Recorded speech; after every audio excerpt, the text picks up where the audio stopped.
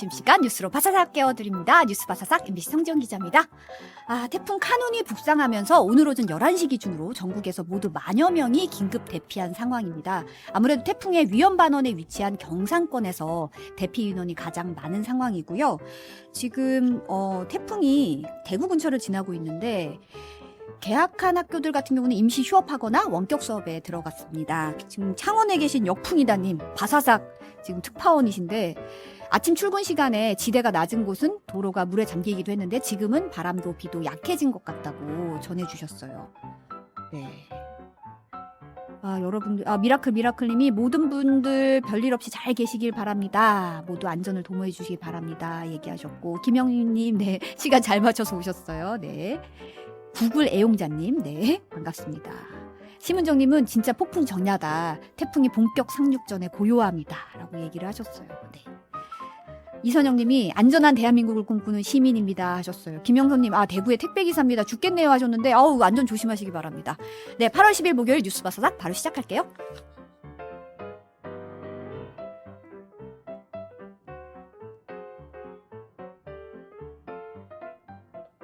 나른한 점심시간에 핫한 뉴스로 채워드립니다. 평일 낮 12시 30분 성지영의 뉴스 바사삭. 좋아요와 많은 댓글 부탁드리고요. MBC 라디오 시사 채널 구독도 잊지 마세요. 네, 오늘 오전 뉴스 완전 정복하는 온유한 뉴스톱의 김준일 수석 에디터 나오셨어요. 안녕하세요. 예, 안녕하세요. 네, 지금 카눈 얘기 좀 해봐야 될 것 같은데 6호 태풍 카눈이 오늘 오전 상륙을 했죠. 예. 지금 한반도를 남북으로 종단하면서 북상 중인데 지금 경로가 어떻게 되나요? 예, 카눈은 오늘 오전 9시 20분쯤 경남 거제에 이제 상륙을 했습니다. 네. 그리고 지금 이 시간쯤이죠. 이제 대구를 지나가지고 오후 9시쯤에는 서울 동남 동쪽에 40km 지점, 그리고 자정 12시쯤에는 서울 북북 동쪽 40km 지점을 지금 통과할 것으로 예상이 되는데 네. 이게 원래 어제까지 아니면 오늘 아침까지 예보된 것보다 조금씩 늦춰지고 있어요. 네. 지금. 그래가지고 속도가 느려지고 있더라고요. 예, 태풍 속도가 지금 느려지고 있다라고 해서 서울 인근을 통과하는 거는 밤 9시 이후가 될 가능성도 크다. 그래서 네. 자정 뭐 이 즈음에 통과할 수도 있다. 이런 얘기들이 나오고 있습니다. 네. 그래서 지금 이게 좀 특이한 게 대한민국 태풍 역사상 처음으로 한반도를 남에서 북으로 이 내륙을 완전히 관통하는데 이런 게 한 번도 없었대요. 지금까지. 네. 보통은 이제 대각선으로 북서쪽으로 남동쪽에서 북서쪽으로 이제 보통 비스듬히 동해안으로 이제 나가잖아요. 그렇죠. 보통. 남해에서 동해로 가거나 아니면 서해에서 아니면 북한 쪽으로 가거나 뭐 이런 게 있었는데 이게 처음이라고 하는데 이제 주변의 고기압 그리고 9호 태풍의 영향 때문에 지금 그렇다고 합니다. 네. 그래서 전국에는 태풍특보가 내려졌고요. 네. 지금은 상륙 직전까지는 태풍 강도가 강이었는데 지금은 중해 강도로 내려앉았을 것이다. 이렇게 지금 얘기가 나오고 있습니다. 그나마 좀 다행인 소식이네요. 예, 근데 어쨌든 너무 느리다. 그러니까. 태풍이. 그러니까 그래서 피해가 특히 이제 강수량 같은 경우에는 태풍에는 동쪽이 좀 비가 많이 오고 피해가 많잖아요. 네. 그래서 지금 강원 영동 그리고 이제 경북 그리고 경남의 이제 동쪽 해안가가 지금 침수 피해. 거기 이제 포항이 있거든요. 특히 네. 포항이 지금 지난해에도 침수 복구가 그렇죠. 피해 복구가 다 안 된 상황인데 거기가 지금 굉장히 우려되는 상황입니다. 비 예보가 보니까 내일까지 있더라고요. 예, 카눈의 영향으로 이제 전국에 폭풍우가 내렸고요. 전국 곳곳에는 이제 극한 호우가 예상이 됩니다. 그래서 제주와 남부지방은 밤부터 비가 차츰 먹겠지만은 충청도는 11일 새벽까지 그리고 수도권과 강원 같은 경우에는 그러니까 내일 오후까지 강수가 내려지고요. 네. 그리고 경기 북서부의 경우에는 내일 모레 새벽까지 10일 새벽까지 비가 내리는 곳도 있을 거라고 예보가 됐습니다. 네, 아름다운 독도님은 배달 음식도 안 시키려고 자제하고 있다. 집에서 일하면서 지금 듣고 계시다고 하시네요. 네, 지금 남부지방 중심으로 피해 신고가 좀 들어오고 있죠? 예, 오전 7시쯤에는 경남 창원에서 하천가에 있던 차량이 밀려서 떠내려갔다 이런 신고가 들어왔고요. 네. 오전 8시쯤에는 같은 지역의 광리어천 주변에서 갑자기 불어난 물에 70대로 추정되는 분이 고립됐다가 30분 만에 구조가 됐습니다. 그럼 다행입니다. 예, 경남 창원 아파트에서는 주차장 앞 도로가 빗물에 스며들면서 황토빛 빗물에 차들이 잠겨 있어서 지금 이동이 어렵다 이런 얘기들이 나오고 있고 부산 진구는 가로수가 쓰러져가지고 도로를 이제 가로막았다 이런 게 나왔고요. 강원 삼척 인근 근덕면 장호터널은 침수가 돼서 지금 부분 통제 중 뭐 등입니다. 그래서 지금 도로 490곳, 둔치 주차장 255곳, 하천면 525곳, 해안가 166곳이 전국적으로 지금 통제가 된 상황입니다. 네. 지금 이인모님은 지금 김천 혁신도시인데요. 비가 엄청 내려요 하셨어요.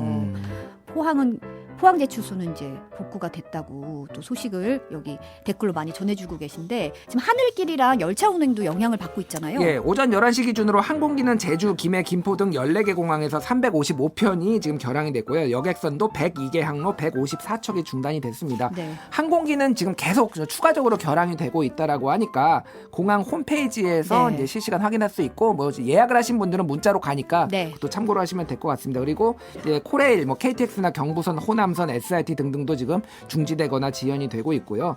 특히 이제 코레일 같은 경우에는 열차 300편의 운항을 중단한 상황입니다. 네, 좀 이동하실 계획 있으신 분들은 미리 좀 사전에 체크할 부분이 있으신 것 같고요.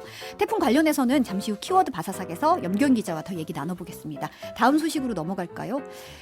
오늘 오전에 들어온 속보가 검찰이 백현동 개발특혜 의혹 사건과 관련해서 이재명 대표에게 출석하라고 통보를 했죠. 예. 이게 뭐 이미 검찰에서 밝혔죠. 그러니까 네, 이재명 하겠다. 대표하고 이제 소환 조사를 이제 일정을 조율하겠다라고 한 거고 이제 조율이 이제 됐겠죠. 네. 그러니까 뭐 조율이 안 된 상태로 한 건 아닌데 어쨌든 이제 검찰이 출석하라고 요구를 했고 이에 대해서 이제 이재명 대표가 SNS에 이제 글을 올렸는데요. 네. 국가 폭력이다라고 이제 불쾌감을 이제 표시를 했습니다. 네.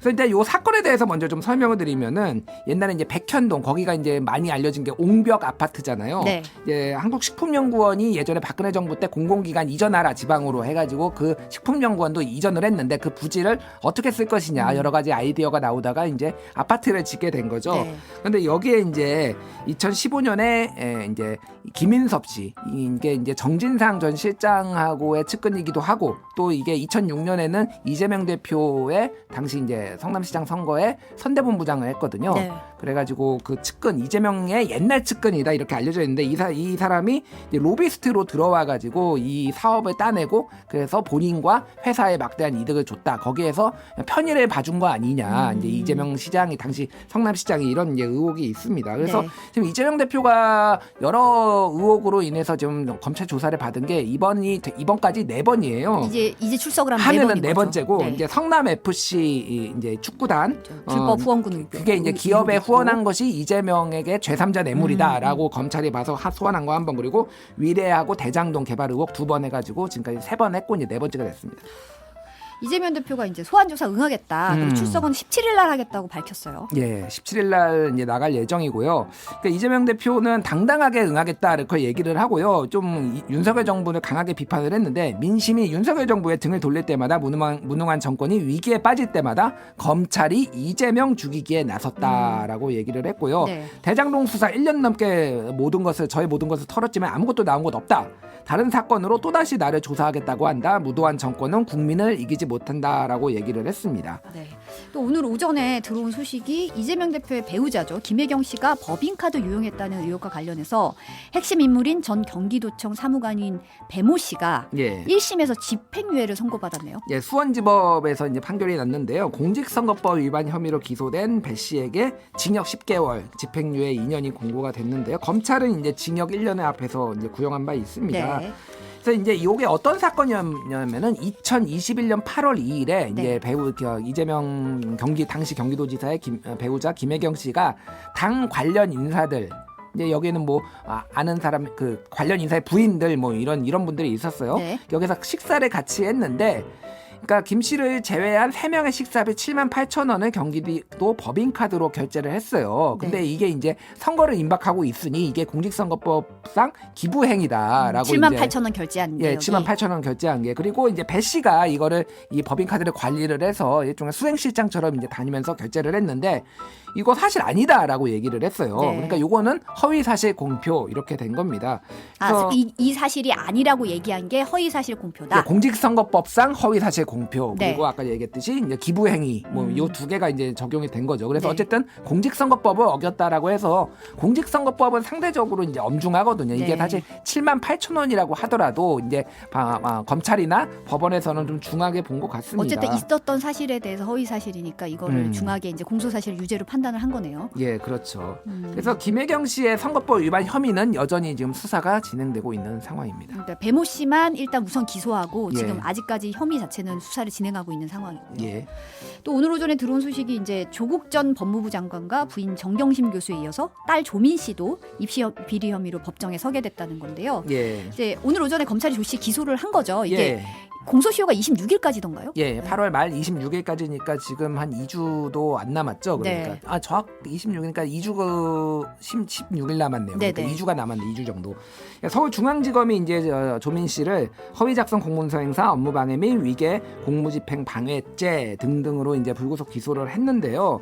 그러니까 쉽게 얘기를 하면은 이제 표창장이 항상 논란이 돼. 동양대 표창장 그리고 이제 인턴십 요게 이제 위조가 됐다. 네. 하지 않았다라는 건데 이거를 이제 조국 전 장관 부부만 한 게 아니라 조민 씨도 이거를 인지하고 있었고 여기에 가담했다. 이제 검찰은 그렇게 보는 거예요. 단순 수혜자가 아니라 가담한 거다라고 예, 예. 혐의를 적용한 거다. 예, 그러니까 뭐 2014년에 이제 부산대 의전원에 허위 입학원서를 제출한 건데 이제 여기에서 허위라는 거는 여기에 일부 이제 부풀려진 거 아니면은 뭐 받지 않은 것들을 받았던 거를 기재를 했는데 조민 씨가 몰랐을 리가 없다라는 거죠. 그러니까 이건 뭐 동양대 표창장도 예를 들면은 본인이 이렇게 일을 안 하고 이렇게 받은 건데 그거는 봉사를 안 하고 받은 건데 몰랐을 리가 없다. 이제 이런 취지입니다. 그래서 이게 이제 논란이 됐던 거는 조국 장관에 대해서 이제 2심 재판이 지금 진행되고 있는데 최근에 검찰이 유죄를 인정을 하면은 이거 조민 씨 기소하는 것도 뭐 이렇게 참작하겠다 뭐 이런 식으로 얘기를 했다라는 것으로 언론에 알려져가지고 그런 얘기가 있었죠. 가족을 다 엮는 거냐 지금 이렇다면 이게 무슨 연좌제도 아니고 뭐 이런 식으로 엮으려고 하느냐 뭐 이제 논란이 있었어요. 네. 그래서 지금 또 하나 이제 논란이 되는 거는 사실은 기소를 하려면은 정경심 교수가 대법원 확정 판결을 받고 그럼 그 직후에 검찰이 판단을 해가지고 기소를 충분히 할 수가 있었거든요. 그렇죠. 지금까지 지금 1년이 넘었는데 그러니까 사실관계가 바뀐 게 없어요.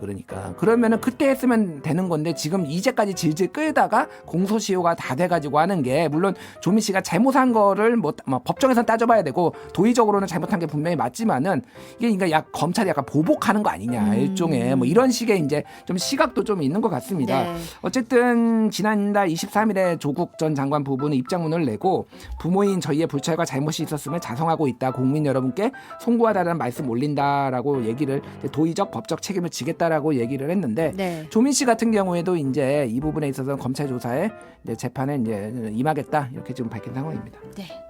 다음은 잼버리 소식 좀 살펴보겠습니다. 이 잼버리 참가한 한국 대원들의 이제 열악한 처우 문제가 좀 논란이 되고 있는데 뉴스 영상 잠깐 보고 얘기 나누실게요. 경기도 용인의 한 교회. 강당의 맨바닥에 스카우트 대원들이 아무렇게나 누워 있습니다. 한국 대원 370여 명에게 배정된 숙소입니다. 숙박시설이 아니어서 별다른 침구도 없고 바닥에는 얇은 매트만 깔려 있습니다. 샤워실도 없어서 교회 측은 급한 대로 화장실에 호스를 연결해 몸을 씻으라고 했습니다. 거의 난민촌 수준으로 그 맨 바닥에 요가 매트 하나 깔고 큰 타월 하나 지급하고 거기서 자라 그 상황이었거든요. 더는 못 자겠다며 일부는 거처를 옮기기로 했습니다.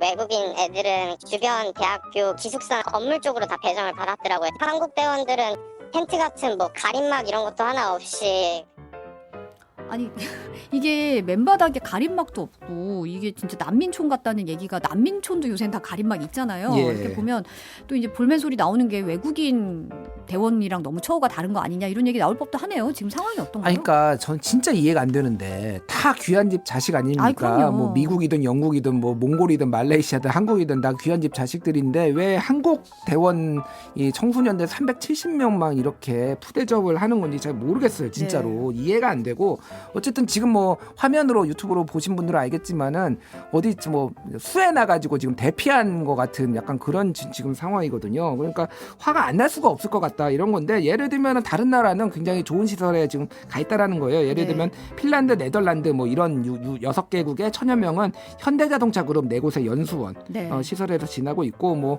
침실이나 뭐 이런 것들이 잘 되고 있고 제가 지금 뭐 제 친구들이나 뭐 지인들 대기업에 다니시는 분들 뭐 삼성, 현대 뭐 굉장히 많이 LG 많이 있는데 지금 신입사원들이 총동원령이 내려졌어요. 그러니까 애들 케어해. 일하지 말고 애들 케어해. 얘들 말 잘못 나오면은 우리 큰일 날 수 있어라고 해가지고 아니 국가가 무슨 기업을 지원을 해주지 못할 망정 기업 그러니까요. 이거 정상적인 이런 것까지 방해를 해가면서 사실상 방해한 거랑 마찬가지죠. 그러니까 인력 손실인데 그 귀한 자원들이 지금.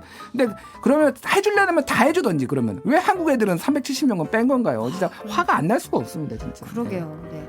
게다가 황당한 일도 또 끊이지 않는 게 이게 보니까 조직위가 입국도 안 한 참가자들 숙소를 배정을 해가지고 예. 뭐 뷔페 음식 다 주문해놨는데 다 노쇼가 됐다. 뭐 이런 보도가 있더라고요. 예, 충청도와 홍성군 쪽에 따르면은 이제 예멘 대원 중동에 있는 예멘 대원 170명의 숙소를 배정을 했는데 오지 않았다라는 거예요. 그래서 왜 안 왔을까? 도대체 이들은 어디 있나? 왜냐면 이게 좀 워낙 어수선하게 급하게 이틀 전에 그렇죠. 막 다 네. 떠나고 그러니까 확인을 했는데 조직위에서도 잘 모르겠다.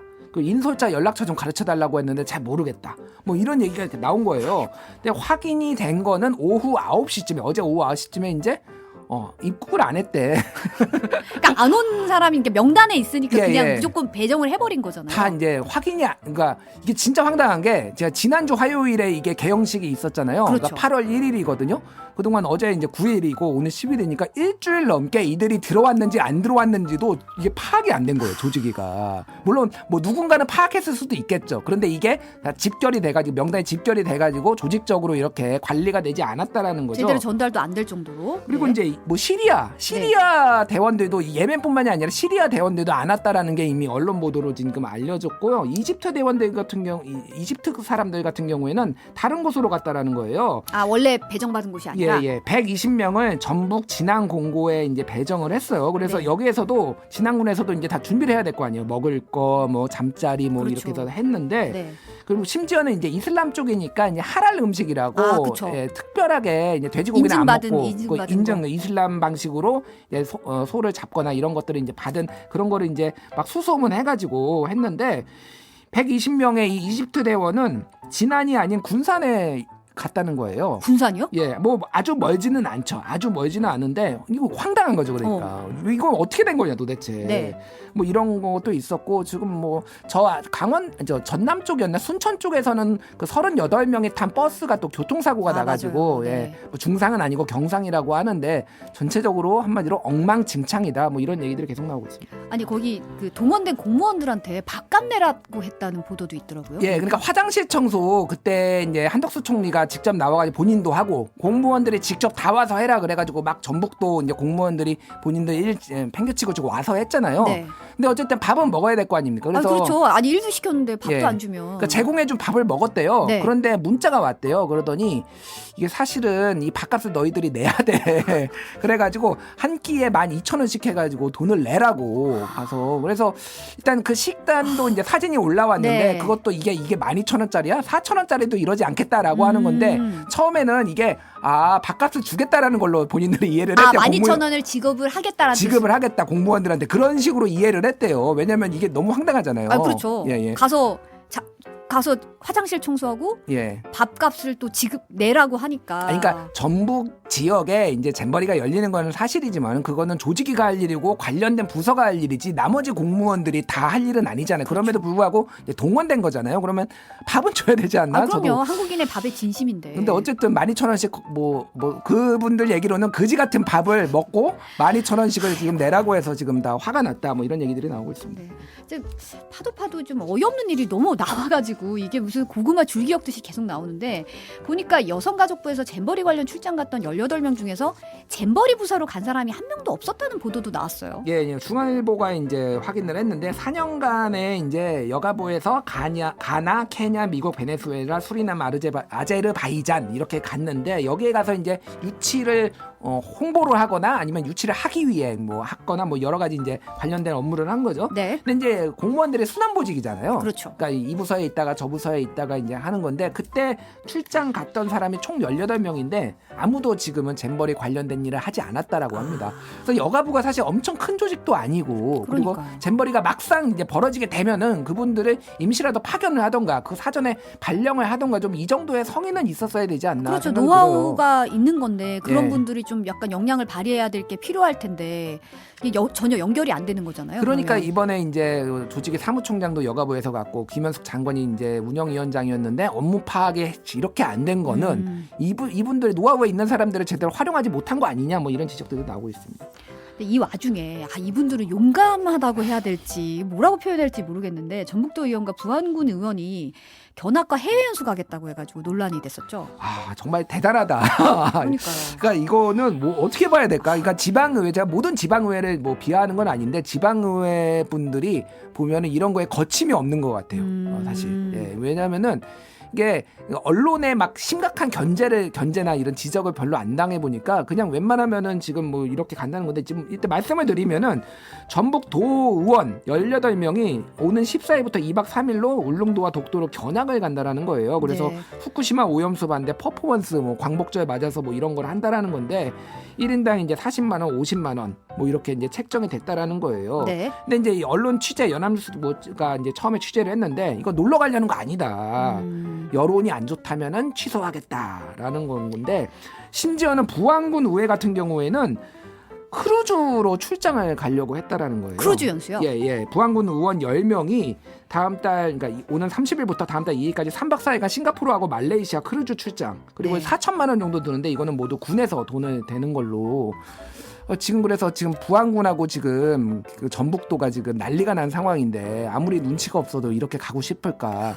그래서 제가 저번에도 말씀드렸지만 조만간 압수수색 들어갑니다. 근데 이제 크루즈는 뭐 취소를 하겠다고 얘기가 나온 모양이더라고요. 예. 근데 이제 어쨌든 이게 지금 내일이 폐영식과 함께 K-팝 콘서트로 대미를 장식한다고 하는데 사실은 지금 태풍 카눈 오는 것 때문에 리허설도 취소되고 무대 설치 어떻게 되냐 좀 걱정이 이만저만 아니더라고요. 저는 다른 것보다 무대 쓰러질까봐 지금 설치를 절반 이상 해놨거든요. 그래서 지금 쓰러질까봐 그게 제일 걱정됩니다. 진짜. 예. 그러니까 진짜 목조로 정말 무사하게 이 모든 게 좀 마무리가 되길 좀 바라는 마음입니다. 오늘 여기까지 듣겠습니다. 감사합니다. 여러분은 지금 점심시간 디저트 같은 방송 성지영의 뉴스 바사삭과 함께하고 계십니다. 좋아요와 많은 댓글 부탁드리고요. MBC 라디오 시사 채널 구독도 잊지 마세요.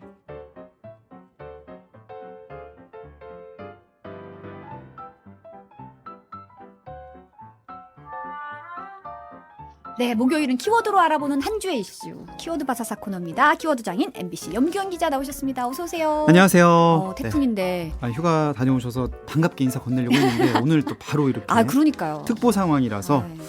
오늘은 이제 태풍 카눈 얘기 좀 키워드로 살펴볼 텐데. 이거 뭐 안 할 수가 없습니다. 네네. 지금 뭐 다른 것보다 워낙 중요하기 때문에 오늘 오전 9시 20분을 기해서 6호 태풍 카눈이 남해안 정확히는 거제 쪽으로 상륙을 시작을 해서요. 네. 지금 한반도를 따라 북상하고 있는데요.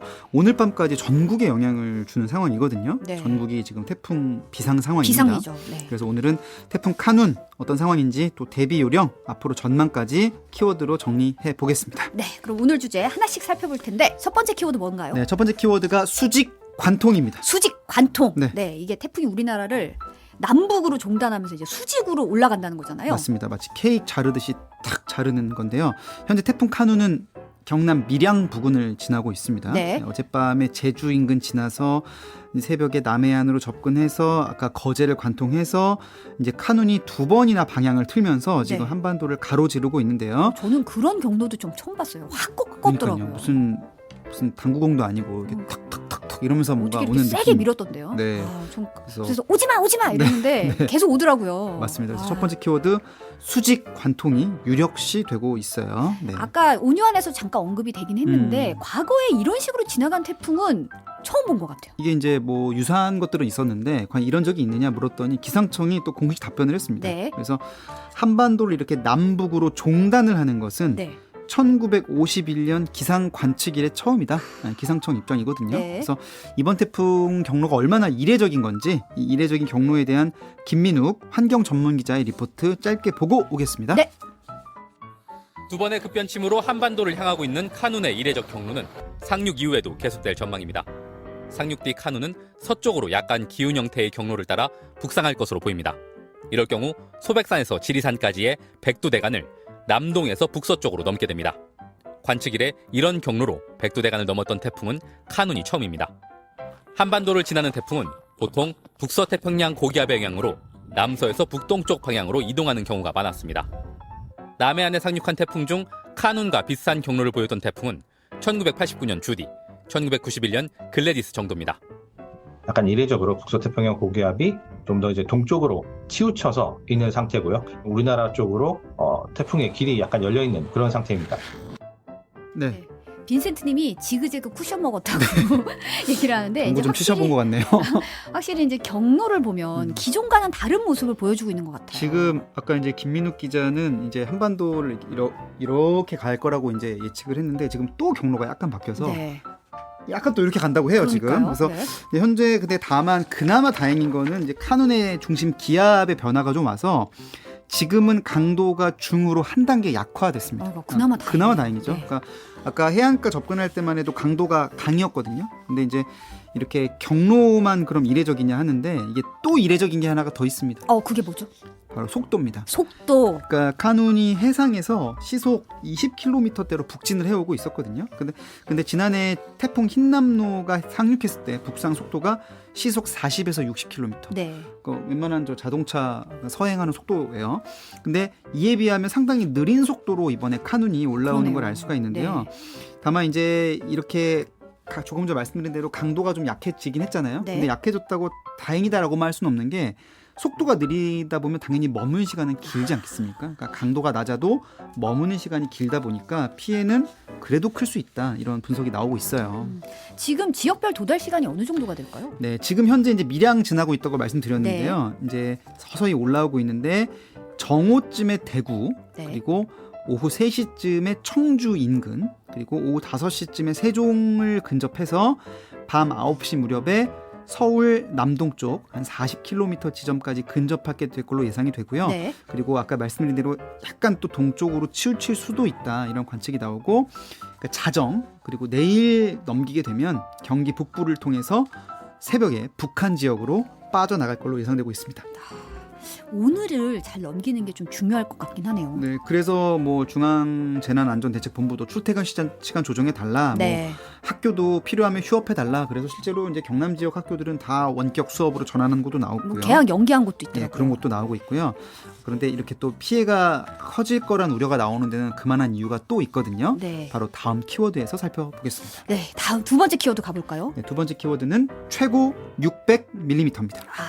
극사실 주인님이 네. 바람이 문제가 아니고 물폭탄이 심한데 하셨는데 바로 두 번째 키워드. 이제 이게 비 소식인 거죠. 맞습니다. 이미 남부지방에는 세찬 비가 내리고 있는데요. 오늘 아침 8시 기준으로만 보면 전북 지역 누적 강수량이 남원 뱀사골이 200mm 가까이 이미 왔고요. 네. 무주 덕유산 160 이상, 장수 104mm, 진안 또 97mm, 전주 82mm 이게 이미 아침 8시 기준으로 누적이 된 겁니다. 네. 근데 지금 오전 사이 비가 좀 더 왔고요. 이번 태풍은 이처럼 강풍만 부는 게 아니라 많은 비를 뿌려서도 문제거든요. 이게 많이 내리는 곳의 경우에는 지금 특히 이제 영동 지방입니다. 두 번째 키워드 최대 600mm의 비가 내릴 거란 예보 나와서 우려를 키웠습니다. 네. 아무래도 동해안 쪽이 비가 더 많이 올 걸로 예보되고 있죠. 네, 보통 태풍의 오른쪽 반원을 위험 반경이라고들 하는데요. 네. 이번에 태풍이 한반도를 정가운데로 가로질러서 올라오다 보니까 우측 반원이 있는 지역이 자연스럽게 동해안 쪽이랑 걸리게 되는 그러네요. 거고요. 네. 거기에다가 이제 산맥이라는 지형적인 영향까지 더해져서 내일까지 예상 강수량은 강원 영동이 최대 300mm, 이제 네. 많은 곳이 이제 500~600mm 온다는 거고요. 또 수도권, 강원 영서, 충청권, 경상권, 전북이 최고 200mm, 광주 전남 150mm 이상, 또 제주가 최고 40mm 안팎으로 이제 강수량이 또 예상되고 있습니다. 네, 콩호님이 수원에 계신데 수원은 계속 비가 내리고 있다고. 서울도 전해주셨어요. 지금 계속 오고 있어요. 네. 네. 아름다운 독자님, 서울에 비가 그리 많이 오지는 않는데 이제 올라오고 있으니까요. 올라오고 있어요. 저희는 네. 밤 9시입니다. 네. 네. 얼마 전에 이제 비 피해가 심했던 맞아요. 지역도 있는데 좀 주의를 해야겠네요. 사실은 얼마 전에 비 피해 났을 때 나왔던 말이 저희 생전 처음 듣는 말이 나왔습니다. 그 당시에. 그쵸? 극한 호우라는 네, 말이 맞아요. 나왔어요. 극한 호우. 그러니까 이게 누적 강수량이 500이냐 600이냐도 중요하지만 짧은 시간에 얼마나 많이 집중돼서 막 내리느냐도 퍼붓는 거죠. 그렇죠. 배수가 안 되니까요. 피해를 좌우하는데 지금 강원, 영동, 경상권 해안, 또 경상 서부, 내륙 이런 지역들은 시간당 최고, 시간당입니다. 60mm. 그 밖의 지역에도 시간당 30mm의 강한 비가 예상되고요. 아까 그 위험 반원이라고 했었던 그 오른쪽, 그 강원, 영동 쪽은 시간당 100mm도 넘을 수 있다. 이런 얘기도 나오는데요. 이게 빗물이 갑자기 하수로 몰리면 수압이 막 넘치는 곳이 나오잖아요. 그렇죠. 네. 지금 사진 한 장만 좀 띄워주실 수 있을까요? 창원에서 들어온 사진인데요. 예. 아, 지금 저 사진이 뭐냐면 시내 버스 아니거든요. 이게 아이고. 버스가 잠깐 정차한 사이에 맨홀이 터져서 맨홀 뚜껑이 올라와 있는 버스를 뚫고 올라왔습니다. 그래서 아이고. 지금 저렇게 맨홀이 버스를 뚫고 척 지금 뒤집혀진 그 상황이 지금 조금 전에 들어온 소식이거든요. 거예요? 근데 네네. 저기 보면 가방 보이잖아요. 네. 승객들이 다 있는 버스였어요. 아이고, 근데 큰일 날 뻔했네. 다행히 이제 만원 버스가 아니기에 아, 정말 다행이지 다행이네요. 뒤에 다 앉아 계시거든요. 네네네. 근데 만약에 저기 누가 서 있었으면 어떻게 됐을까? 너무 시겁했을 것 같아요. 너무 그렇죠. 이게 정말 비가 얼마나 무서운지 알 수 있는 대목입니다. 이 그러네요. 비가 그래서 위만 보면 안 된다. 네. 지금 밑에서도 빗물이 넘치면 차고 올라온다는 거거든요. 지금. 전에 보면 맨홀 뚜껑이 딸그닥 하면서 막 폭파 직전에 맞아요. 막 하는 거 보면은 막 두근두근 하더라고요, 아니 저도 심장이. 이제 그런 걸 보면 야 걸어다닐 때 조심해야 되겠다 하지만 버스 안에서 아, 저럴 그러니까요. 거라고는 누구도 생각하기가 뚫고 올 어렵잖아요. 거라고는 생각을 못 하니까. 근데 얼마나 집중되면 호우가 저렇게 됐을까 그 점도 좀 눈여겨볼 필요가 있는 거죠. 네. 네. 최고 존엄 코코메디님이 네. 양주가 비 많이 온다고. 양주 경기 북부 쪽이죠. 네. 네. 노광우님이 비 무섭다. 네. 데이지님이 인명 피해 없어서 다행이다. 네. 얘기를 하셨는데 네. 지금 사실 일본을 거쳐왔잖아요. 그러니까 일본을 우리가 이제 보는 이유는 우리보다 먼저 맞았거든요. 그래서 야 도대체 어느 정도야라는 것 때문에 이제 가늠해 볼 수가 있는데 그렇죠. 태풍 카눈이 얼마나 많은 비를 뿌리고 지금 오고 있는지 도쿄 현영준 특파원의 현지 보도 잠깐 보고 이야기 이어가겠습니다. 네. 오늘 새벽 시간당 49mm의 폭풍우가 쏟아진 일본 가고시마현. 도로 표지판은 쓰러져 나뒹굴고 건물 유리창 곳곳이 깨졌습니다. 비닐하우스는 모조리 찢겨 나갔고 무르익은 벼들도 힘없이 쓰러졌습니다. 태풍 카누는 구마모토와 미야자키 등 큐슈 전역에도 많은 비를 뿌렸습니다. 특히 미야자키 미사토초엔 일주일 넘도록 내린 비가 762mm, 에비노코겐 586mm, 고바야시노질이 544mm에 이릅니다. 이 때문에 대부분의 도로가 침수되거나 흙더미가 도로와 승용차를 덮치면서 차량 통행이 큰 차질을 빚고 있고 비닐하우스는 물론 논과 밭이 빗물에 잠겨 어디가 논인지 어디가 강인지 분간이 어려운 상태입니다. 현재까지 8명이 다쳐 병원으로 옮겨졌고 일부 주택이 파손되거나 유리창이 깨지는 등 피해가 속출하고 있습니다. 일본 언론들은 어젯밤 기준 약 64만 가구 125만 명의 주민들에게 대피 명령이 떨어졌다고 보도했는데 나가사키와 고치현 등 많은 지역에 추가 대피 지시가 잇따르면서 집계를 포기한 상태입니다. 집계를 포기한 상태라는 게 좀 무서워요. 비가 정말 많이 왔어요. 네. 사실 얼마 전에 오송 지하차도 참사도 있었는데 위험 지역에서는 정말 이 비 피해 대비가 너무 중요할 것 같아요. 예, 그 뭐 버스 안까지 치고 올 정도니까 정말 이런 재난 상황에서는 언제 어디서 무슨 사고가 날지 알 수 없기 때문에 절대로 방심은 하시면 안 되는데요. 네. 어떤 점을 좀 주의하시면 좋을지를 바로 다음 키워드에서 그럼 이어서 좀 살펴보겠습니다. 네. 세 번째 키워드 가볼까요? 네, 바로 세 번째 키워드가 접근 금지입니다. 접근 금지. 일단 위험한데 안 가는 게 상책이라는 거죠? 일단은 접근을 금지하셔야 되는 곳을 좀 크게 나눠봤어요. 네네. 우선은 자연지물 네. 그리고 인공구조물 두 개로 좀 나눠서 생각을 해보려고 하는데 일단 자연지물 중에 어디 가면 안 될까요? 일단 아까도 70대 분이 좀 고립됐다가 맞아요. 구조가 됐다는 소식이 있었는데 네. 딱 떠오르는 게 하천 주변이에요. 여기는 피해야 무조건 됩니다. 피해야 되겠죠? 네. 그러니까 하천이나 계곡 같은 경우 이제 네. 물이 있는 곳들 사실 물이 콸콸 넘치는데 들어가는 분들은 거의 없습니다. 맞아요. 딱 봐도 위험해 보이거든요. 근데 그런데도 사고가 나는 이유는 뭐냐면 사고 나기 전까지는 비교적 괜찮아 보이기 때문에 사고가 납니다. 이게 순식간에 올라오더라고요. 야, 이 정도면 괜찮네. 이러고 음. 갔다가 비가 단시간에 내리면 이게 우리가 맞는 비는 얼마 안 돼 보이지만 그게 경사진대로 비가 이제 몰리잖아요. 그럼 5만 군데의 비들이 글로 몰리는 거거든요. 저지대로. 그렇게 그렇죠. 되면 순간적으로 이제 모이게 되는 거죠. 그러니까 순식간에 빠르게 차오르는 거잖아요. 그래서 감당할 수 없을 만큼 차오르게 되고요. 이게 어느 정도냐면은 심한 계곡은 사람 키보다 높이 더 차오르게 됩니다. 그러면은 말이 안 되는 거죠. 물살도 너무 세잖아요. 네, 그래서 이 고립됐다가 뭐 붙잡을 나무라도 있으면 다행인데 그런 게 없으면은 안타까운 사고로도 이어지는 거거든요. 그래서 하천변 저지대 이런 곳은 무조건 조심하셔야 되고요. 그리고 또 발생할 수 있는 게 이번 장마 때도 나왔지만 산사태입니다. 산사태도 정말 순식간에 일어나잖아요.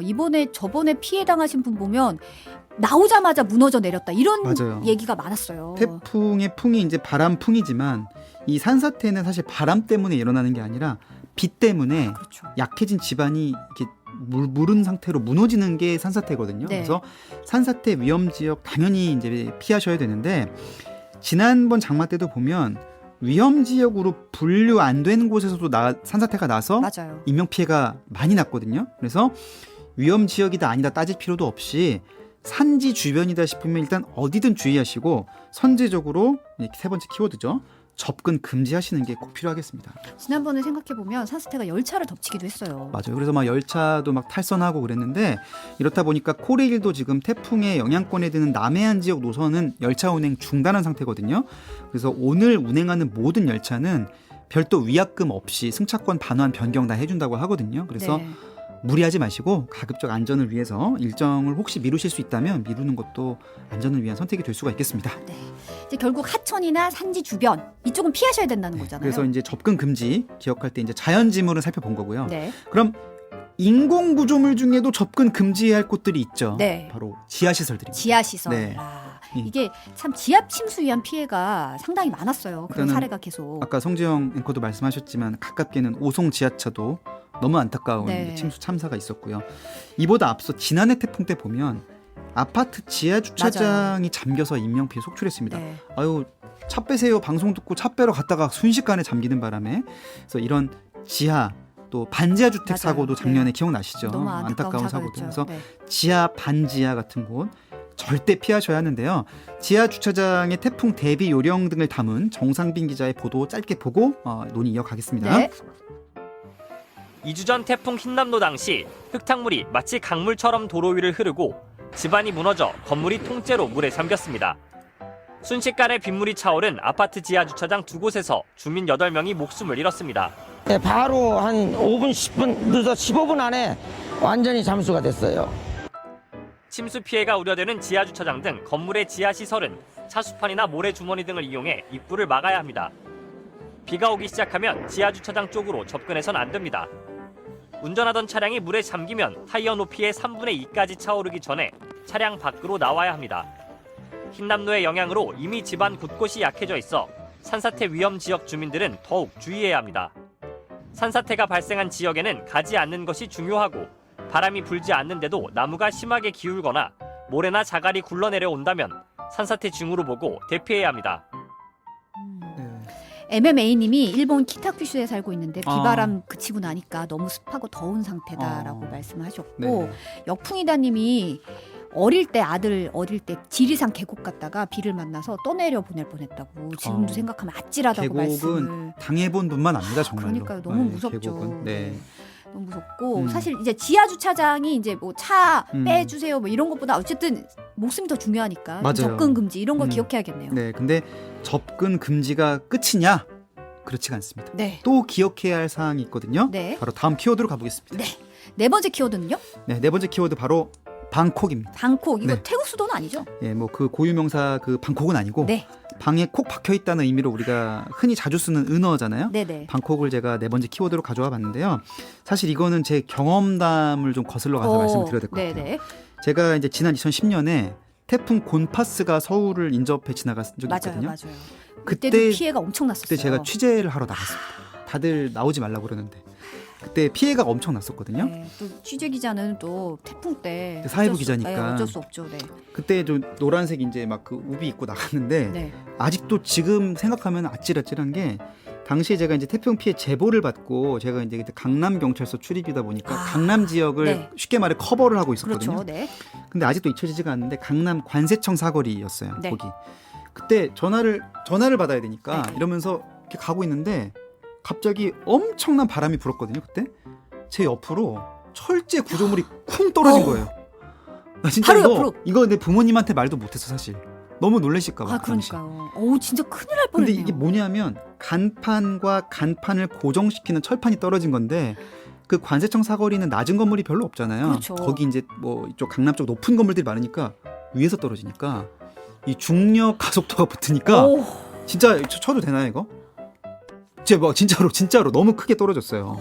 근데 정말 큰일 날 뻔했네요. 그래서 제가 이제 조금 전에 이제 세 번째 키워드에서 접근 금지해라. 접근 금지만 하면 안전하냐? 그렇진 않다는 겁니다. 제가 겪었던 상황이 이런 비 피해도 있지만 네. 전형적인 강풍으로 인한 인명 피해 위험을 제가 겪은 거거든요. 네. 예. 이게 진짜 너무 큰일 날 뻔했고 네. 지금 다른 분들도 이불 네. 밖은 위험하다. 심은정님이 그렇죠.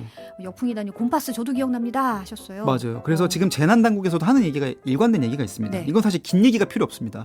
이럴 땐 어떻게 하면 된다? 집에 있자. 키워드 방콕 해야 한다. 방콕하라 이겁니다. 방콕. 그래서 방콕. 태국 네. 방콕 아니고. 네, 오늘의 키워드 네 번째 키워드 방콕이 필요하다고 조언하고 있어요. 실제로 지금 중대본도 실내에 머무시라고 강조하는 이유가 네. 방콕하시라는 얘기고요. 네. 특히 이번 태풍은 이제 바닷가나 산지 등만 휘젓고 가는 기존 태풍과 다릅니다. 그렇죠. 우리나라를 남북으로 관통을 해요. 그러면서 대도시까지 샅샅이 훑고 가거든요.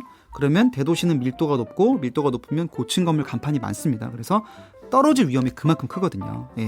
그러니까 저는 사실은 이제 무슨 재난 보도나 이런데 피해자분들 얘기 그렇죠. 들어보면 이제 하천에 물이 불어나니까 뭐 좀 보러 갔다가 쓸려 내려가시거나 그렇죠. 뭐 이 좀 간판 한번 더 고정하려고 갔다가 뭔가 날아오는 철제 구조물에 사고를 그렇죠. 당하시거나 이런 분들이 너무 많아서 이제 안전하게 좀 집에 있으셨으면 좋겠고 맞아요. 어떻게 보면 지금 우리나라 사정도 재택근무 좀 하고 이럴 때는 좀 유연하게 맞아요. 됐으면 좋겠다는 생각도 좀 들어요. 밖에 나가고 싶지 않을 때는 밖에 나가지 않게 좀 했으면 좋겠다는 맞습니다. 생각이 듣고 그래서 이제 네. 불안해서 뭔가 내가 점검해야겠다 생각이 들면 이미 늦은 거예요. 그럴 때 그냥 집에 계시는 게 더 낫고 그리고 그럼 집안에 계시면 또 안전하냐? 물론 이제 밖보다는 안전하겠지만 강풍이 너무 심하면 유리창이 또 와장창 깨지면서 그렇죠. 파편이 튈 수 있어요. 맞아요, 그런 맞아요. 피해가 실제로 포항에서 많이 있었고 네. 그래서 가급적이면 집 안에서도 좀 이렇게 내부 방 안쪽으로 대피할 것을 권고하고는 있습니다. 네. 그리고 유리창 파손을 막기 위해서 창틀 고정 같은 것들도 조언하고 있는데요. 어떻게 하면 되죠? 어떻게 하면 되는지 관련 보도 잠깐 보면서 좀 배워보겠습니다. 네. 외벽에 아슬아슬 매달려 있던 간판이 강풍에 휩쓸려 날아가고 어떤 간판은 결국 근처 인도를 덮치기도 합니다. 태풍 볼라벤이 지나간 지난 2012년 강풍에 간판 1,500여 개가 떨어져 나가면서 이를 피하지 못한 행인 11명이 크게 다쳤습니다. 각 지자체들이 간판 정비에 정기적으로 나서고는 있지만 간판 상당수가 설치 신고가 되지 않아 점검조차 받지 않고 있는 상황. 이 때문에 건물주나 자영업자들은 간판에 부착 상태가 헐거워지거나 혹 나사가 풀리진 않았는지 반드시 확인해야 하고 문제가 있을 경우 관할 시군구청에 신고해 보수 점검을 받아야 합니다. 또 강풍에 아파트 다용도실 유리창문 등이 깨지는 피해를 막기 위해서는 유리가 휘어져 창틀에서 빠져나오지 않도록 테이프를 창틀까지 함께 붙이는 것이 좋습니다. 단순히 신문지를 붙이거나 유리창에만 테이프를 붙이면 큰 효과를 보기 어렵다고 전문가들은 지적합니다. 네. 아니 심은정님이 소리내서 대답하고 말았다고 방콕이라고. 네. 딩동댕 방콕입니다, 네, 여러분. 거의 무슨 공연장 온 느낌 나네요. 네. When I say 방, you say 콕. 콕 그런 느낌 나요. 네. 네. 콩호님이 전기도 언제 나갈지 모른다고 네. 플래시 준비해야 된다. 맞습니다. 빈센트님 오전에 잠시 정전됐다고 하시네요. 음. 이게 플래시도 좀 준비하고 네.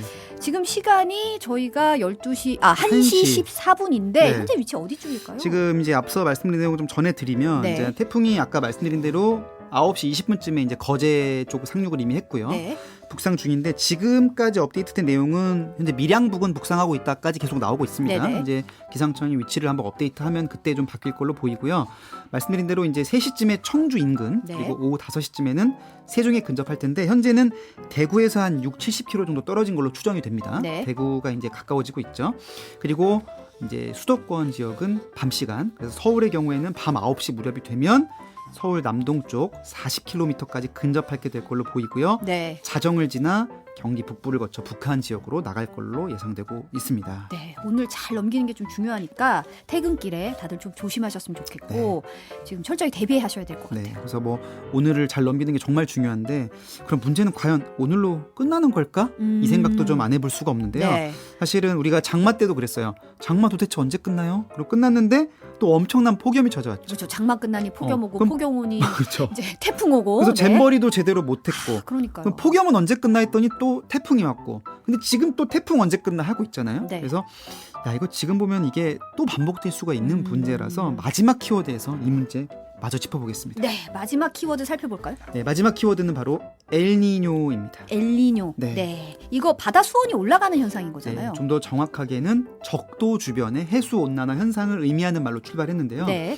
이제 거기 이제 뭐 칠레나 이쪽에 남미 쪽에 거기 스페인어권 문화잖아요. 거기서 정어리가 안 잡히는 거예요. 아, 정어리. 어부들이 봤더니 나 먹고 살아야 되는데. 수온이 올라갈 때마다 이게 어종이 바뀌는 거죠.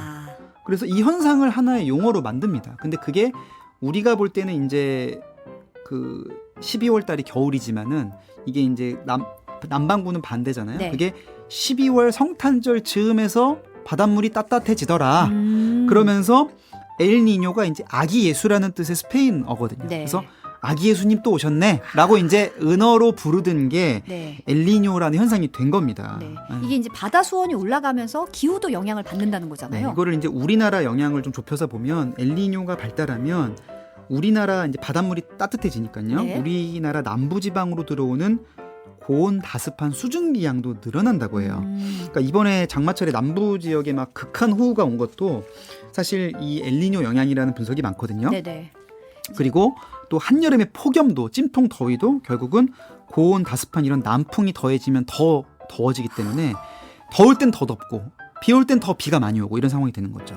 정말 사람이 네. 또 살기가 어려워지는 것 같아요. 네, 사실은 이 바다의 수증기가 태풍의 연료라고 부릅니다. 연료. 그러니까 네. 수증기를 태워서 이제 막 돌면서 비도 뿌리는 건데 엘니뇨 현상으로 이렇게 해수면 온도가 올라가면 바다에서 발생하는 수증기량이 늘기 때문에 연료가 풍부하고 그러면 태풍의 규모도 커지는 거고요. 네. 이러면 초강력 태풍이 북상할 가능성도 당연히 높아진다. 근데 이미 작년에 우리가 초강력 태풍 흰남노를 겪어서 야 이거 끝판왕이다 이런 말을 했었는데 지금 매년 올해 또 비슷하게 지금 오고 있죠. 올해는 경로가 또 기존 경로와 다르게 오고 있고 이렇게 태풍이나 폭우 같은 기상 이변을 우리가 맞닥뜨릴 확률이 점점 높아지고 있다. 이런 얘기가 계속 나오고 있습니다. 그러니까 외신 보도 보면 뭐 전문가 중에서는 지금 당신이 맞이하고 있는 이 여름이 가장 시원한 여름이 될 맞아요. 것이다. 뭐 이런 네. 예고도 했다고 하고 이런 이상 기온이 지금 전 세계가 겪고 있는 거잖아요. 그렇다 보니까 지금 이렇게 지구 평균 기온이 지속적으로 오르고 있는 이 상황을 인류에 대한 사형 선고다 이렇게 경고하는 학자도 나오고 있는 상황인데요. 네.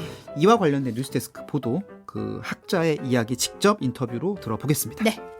하루 최고 250mm의 특대 폭우가 쏟아진 중국 충칭시는 쑥대밭이 된 상태입니다. 15명이 숨지고 4명이 실종됐는데 이재민도 3만 7천여 명에 달합니다. 기상이변으로 몸살을 앓는 건 다른 국가들도 마찬가지입니다. 시속 146km의 역대급 태풍이 상륙한 네덜란드 도심의 모습을 담은 영상입니다. 뿌리째 뽑힌 나무는 힘없이 쓰러져 도로 위 차량을 덮치고 앞으로 걷던 사람은 바람의 위력을 이기지 못해 몸이 공중으로 떠오릅니다. 스페인에선 어른 주먹 크기의 우박을 동반한 기습폭우로 홍수가 발생하는 등 지구촌 곳곳에서 이상현상이 벌어지고 있습니다.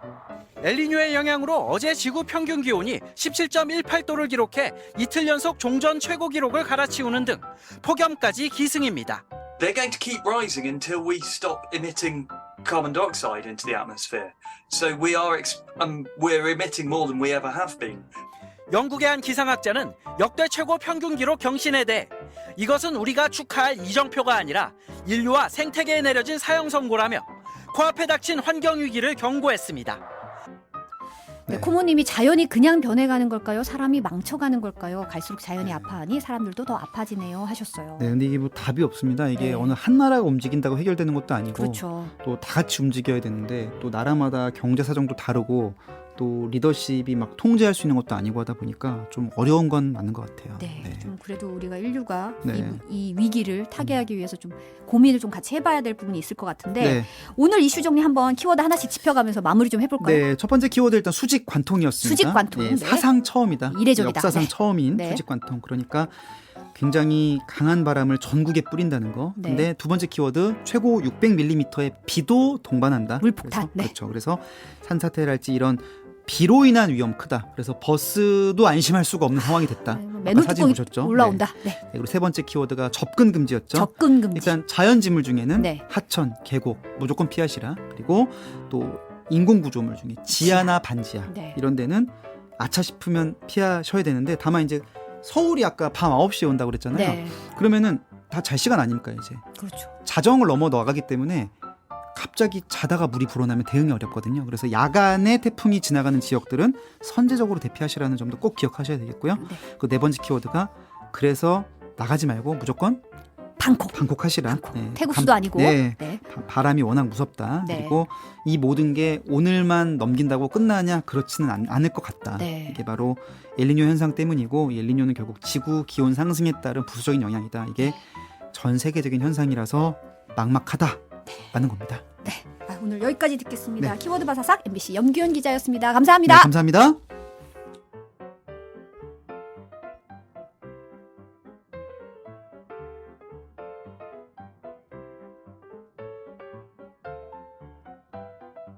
네, 8월 12일 목요일 뉴스 바사삭. 다들 태풍 피해 조심하시고요. 건강하셨으면 좋겠고 안전하시길 바랍니다. 내일도 낮 12시 30분에 저는 인사드릴게요. 오늘 함께해 주셔서 감사합니다.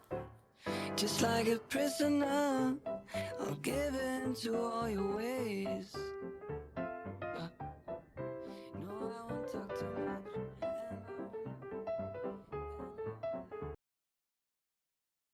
무했습니다. 그 과정에서 수많은 어려움과 난관에 부딪혔지만 결코 포기할 생각은 하지 못했습니다. 이 세상에는 겨울이 너무 길어서 한낮에 몸을 따뜻하게 하기 위해 석탄을 가져오는 사람들이 실제로 있을지도 모릅니다. 한 바구니의 석탄이 다 타버리면 그 다음에는 무슨 일이 일어날까요? 그러므로 불을 일찍 준비해야만 추위를 견딜 수 있습니다. 진실로 자신을 구하는 것이 인생의 옳고 유일한 길입니다. 사람들은 다른 사람들이 진흙탕에서 자신을 구하기를 기대합니다. 차이점은 무엇입니까? 나는 보살님께 명복을 빌고 곧바로 교장실로 갔습니다. 부옹교장은 엄격하고 차갑고 감정이 없는 여성입니다. 그 학생은 몰래 그녀를 절대 스승이라고 불렀습니다. 대학 입시가 끝난 뒤 반내에는 소문이 퍼졌다. 부엉교장과 그녀의 남편, 아니 전 남편은 격렬하게 싸웠다. 두 사람은 자녀의 수능에 영향을 끼치고 싶지 않다는 이유만으로 헬로와 헤어진 사실을 비밀로 함께 지냈다.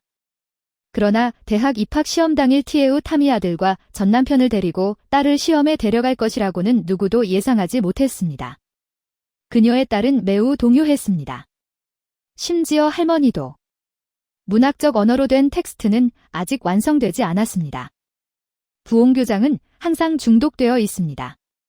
시험이 끝나서야 그녀는 18세의 나이에 전 남편인 추탄 호어와 관계를 맺게 되었습니다. 자신에 대한 가장 중요한 것을 잃을 정도로 악의적인 소문과 계속 싸우기만 하면 됩니다. 그렇죠. 저는 그렇지 않습니다. 아무것도 남지 않았습니다. 나는 이 연령대의 가장 중요한 카드인 학업 성취도를 가지고 있습니다.